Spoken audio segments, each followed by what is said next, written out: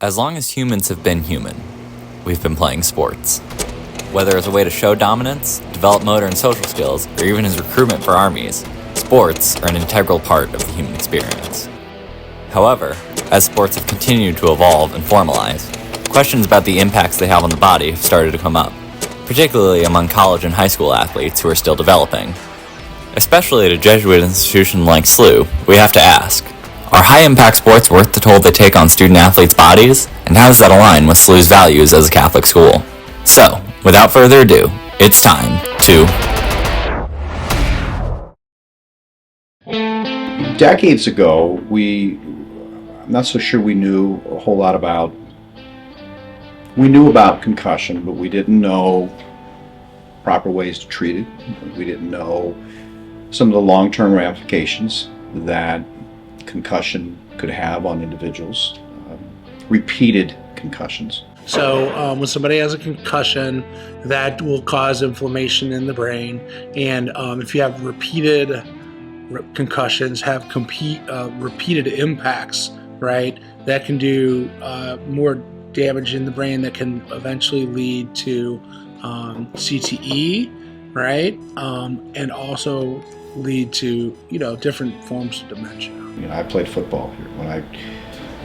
When you'd get hit and all of a sudden you'd go into a weekend with a headache and you weren't feeling all that well and this, that, and the other. It was just one of those things that was just kind of, hey, this is just part of the sport. In the old days when I played football, when I was in high school, and I did one practice, I hit a running back head on, right? Hit my head real bad where I had a concussion. I wasn't sure like what day it was or anything like that. And then I felt better later that day. Felt better the next day to some extent. And so I went right back into practice the next day. This is different from an ACL tear, an MCL tear, or even a total knee replacement, 30 years in the future. I think it's fair to say that we know more now than what we used to, and we know that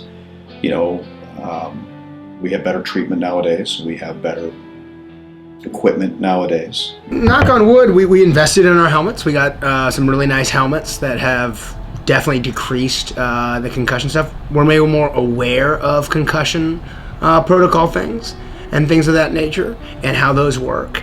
And, just again, making it so kids don't feel like they need to hide it. I feel like if you spend your time thinking about getting hurt, you're not going to enjoy the sport. You just need to kind of go along with it, have fun.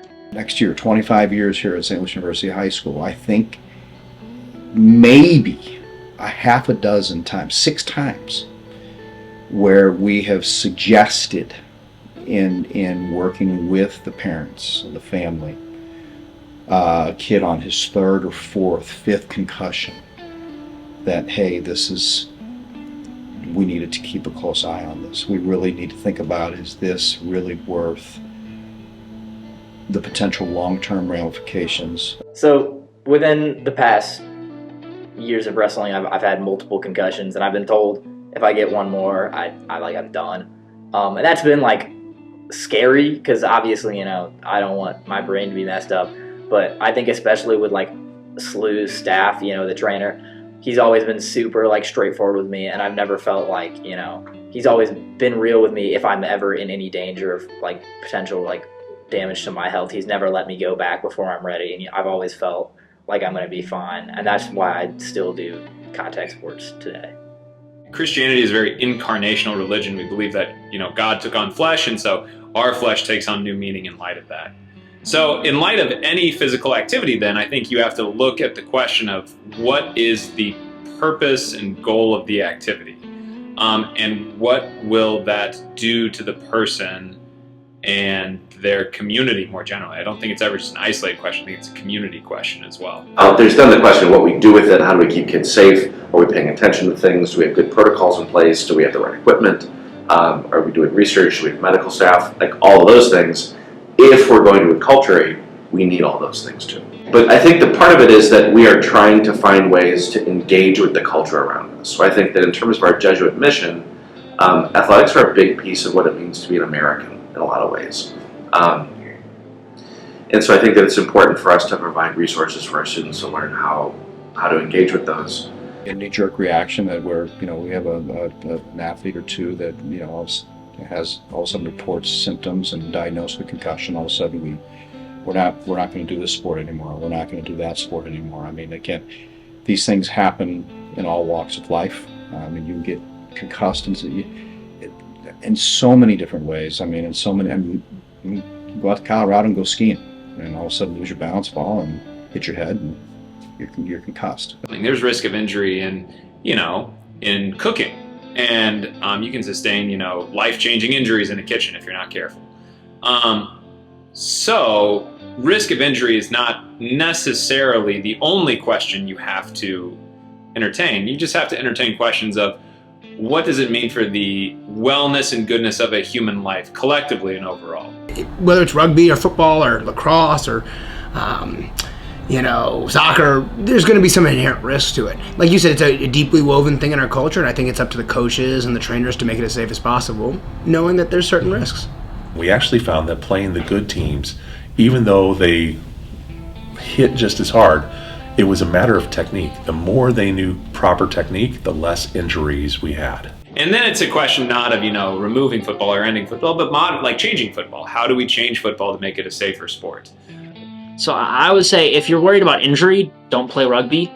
And I don't think SLUH has a reason to get rid of sports because of injury, but if they ever think about it, they've also got to consider the impact that has on people who form friendships through sports. Like my closest friends, I met doing rifle, and they're the ones who convinced me to do rugby.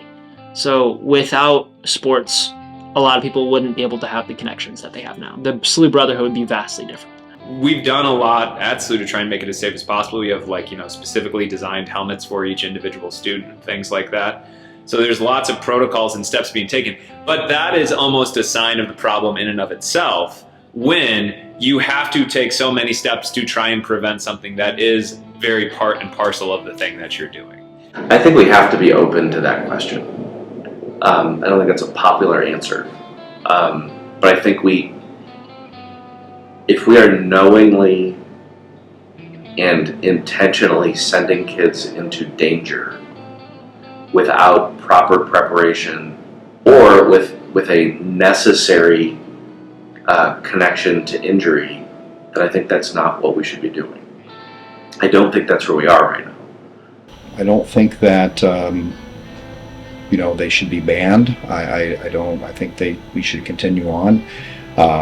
It's just one of many types of injuries that can happen when you play a contact sport. So, although high-impact sports at SLUH are here to stay for the time being, we need to be open to the conversation about the risks surrounding them and keep reanalyzing what's best for student athletes on and off the field. Thank you.